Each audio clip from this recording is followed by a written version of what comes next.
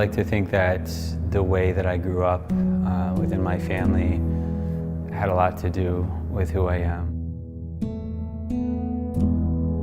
Some of the experiences I had as a child led me to years of self-medicating, trying to make sense of chaos. In addition to just being a teenager and going through those changes and finding your identity, my parents got divorced, so I was entering high school, and I think that was like the perfect storm for me to grasp onto coping skills that I carried for many years into my adulthood that may have gotten me through some tough times as a child, but didn't serve me very well as an adult. I mean, it led me to some really dark places, depression, paralyzing anxiety, self-harm, suicidal ideations, getting hospitalized multiple times, and eventually getting sober.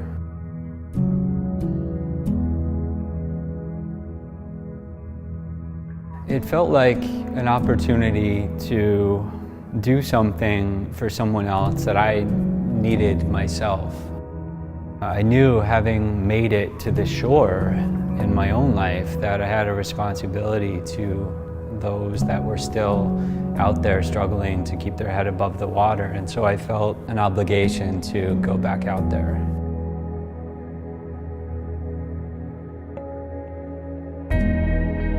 When I got out of the psychiatric hospital, I had probably a year's worth of photographs that I had been taking with a really inexpensive camera, just a Sony CyberShot. I wanted to do something with all those photos I had been sharing and that people had been commenting on, and I thought about a friend that I met through my ex at the time, and she created this gratitude project.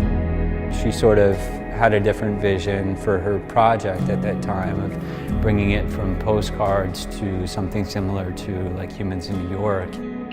I myself had never photographed anyone in that way, or I really didn't even consider myself a photographer at that time. But 7 months into it, over 1,200 portraits, and somewhere along the lines, people were sharing with me their hardships. And each week I would collect these interviews and siphon them through the project, and I think because of the attention span of social media, we were trying to whittle them down to just one-liners or a little quick paragraph, and I thought, I can't have these heartbreaking stories discarded. And so after a couple of months, I thought, I've got to create a platform where I can showcase people's heartbreak.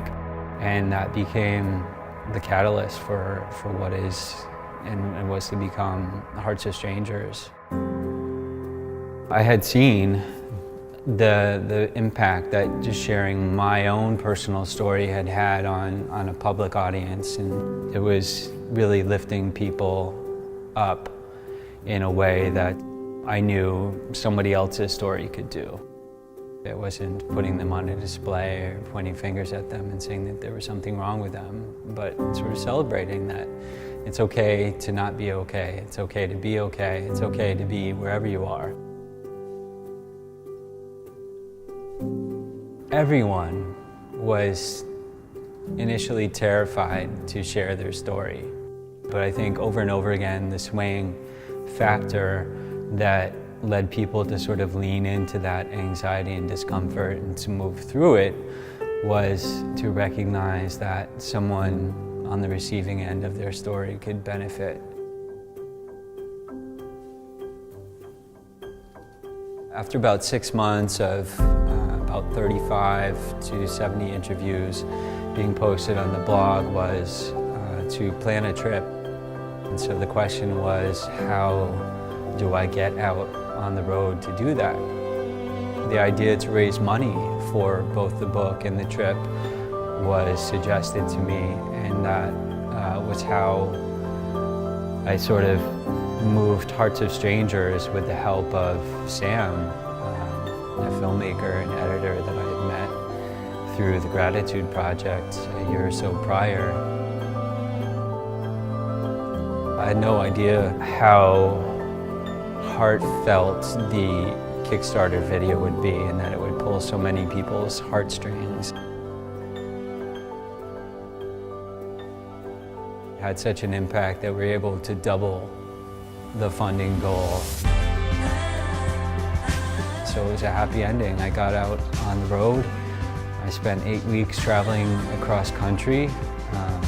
I had enough to cover the cost of the rental car. I had enough to cover food and some shelter occasionally, but for the most part, it was just me, the rental car, my camera, a recording device, and a faith that people would welcome me if I opened my heart to them. And so I did, and they did. I was invited into people's homes. I had Sunday dinners with families. I got to read children bedtime stories. I got to do things that I never thought were possible, and I think I had spent a lot of time, as many people do, being afraid. It was a life-changing experience, and I think it really was sort of the catalyst for the project to become something a little more public than it had been.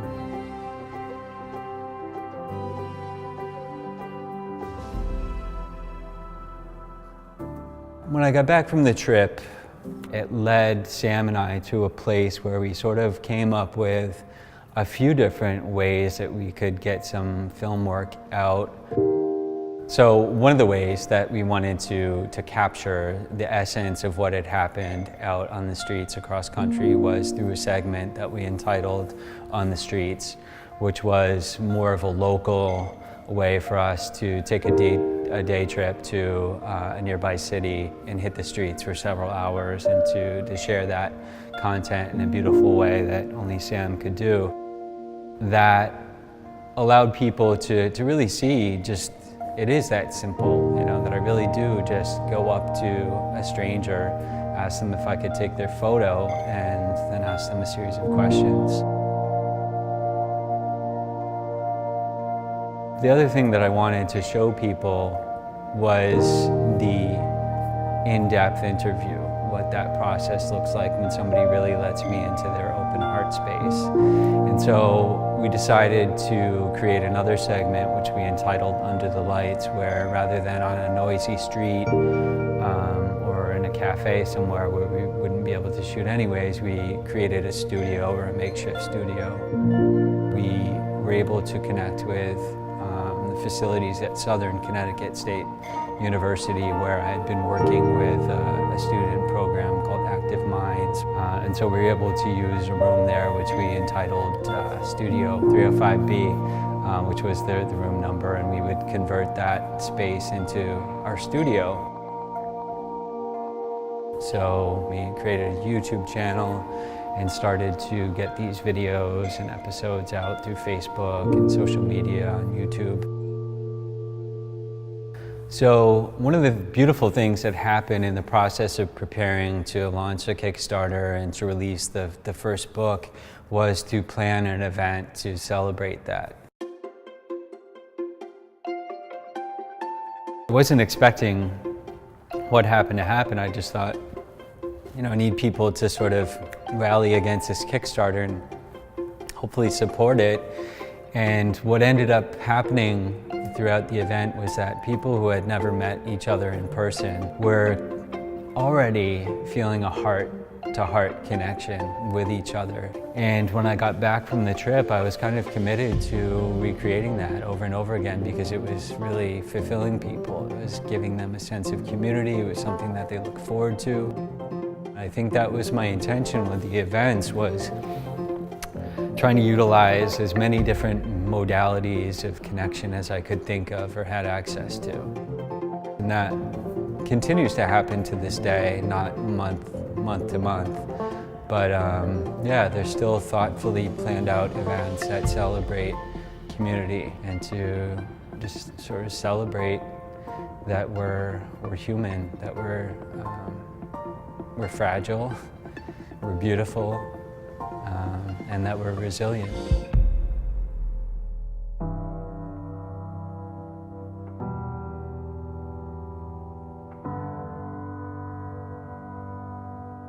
As this thing evolved, I wanted to be able to capture it. I thought it would make a powerful documentary that might speak to generations, about humanity and connection. And I thought it could be really beautiful, but we need some support behind us to be able to bring this vision to life and this dream. Regrouped with my filmmaker and editor Sam, and we were sort of game planning on how we could raise funding again to get us both out there, so that the whole experience could be captured in a beautiful way. And it was a big risk, and we had been working on shooting footage for the YouTube channel. We were working on content for the second book, and so it was a surprise, I think, to both of us, even though we knew it could potentially happen, that we wouldn't reach our goal.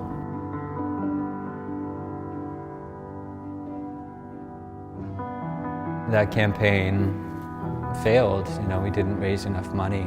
We didn't even come close to what we'd raised the first time. And so that was very defeating and kind of embarrassing in a way. I felt like it meant that there was something wrong with what we were doing or how we were doing it. And it just wasn't sustainable.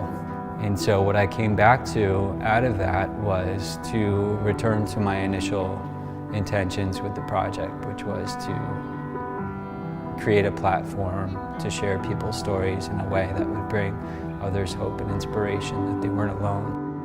While I may never be on Ellen, and this may never be as big as Humans in New York, those things aren't important to me. What's important to me, I think, at the end of the day, is that someone feels heard, they feel valued, they feel like they're not alone, and that something that maybe they've carried around with them for many years that caused them a lot of shame and suffering has been released out into the world in a way that is liberating and healing and possibly hopeful.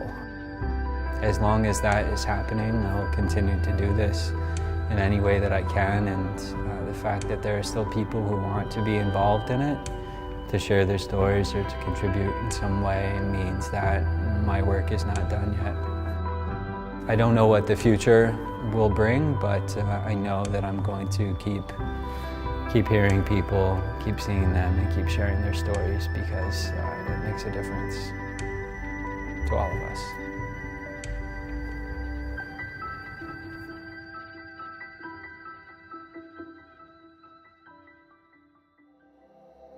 I've had the opportunity to work with so many talented and heartfelt and heart-driven people throughout the course of this project, and this isn't sort of a goodbye or a closing, that the project is over or complete in some way, but I am eternally grateful for the people who have continued to be a part of the project and the people who have come and done their thing and moved on to other things.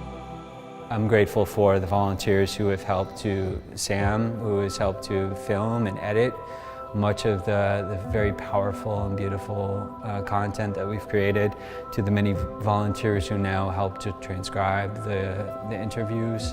I couldn't do that alone. In the beginning I did. It took me hours. I'm not a great typer, and it was very taxing, and so now I have several volunteers who help to do that, and that changes every few months, and that's fine. We've gone on to volunteer time and services at a homeless shelter that I work with to provide meals for women and children who are in need. That's been a beautiful way to give back. Shirts have been created out of this project that say "You're beautiful" on them, and that's a way not only to raise awareness for the project, but to help to raise awareness for the fact that it doesn't matter where you've been, what you've been through, what you look like, what shape or height you are or age you are, that there's something beautiful about each of us. And rather than saying, "I'm beautiful," in a culture where we're all saying that with our selfie taking, it's a message that you're seeing the beauty in someone else.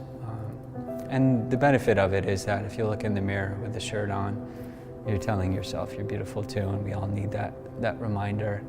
But I think that the beauty that I see in people and the beauty that is the intention of the shirt is that it's the things that we are the most committed to hiding about ourselves and the most neurotic about exposing, our flaws, that are what make us beautiful.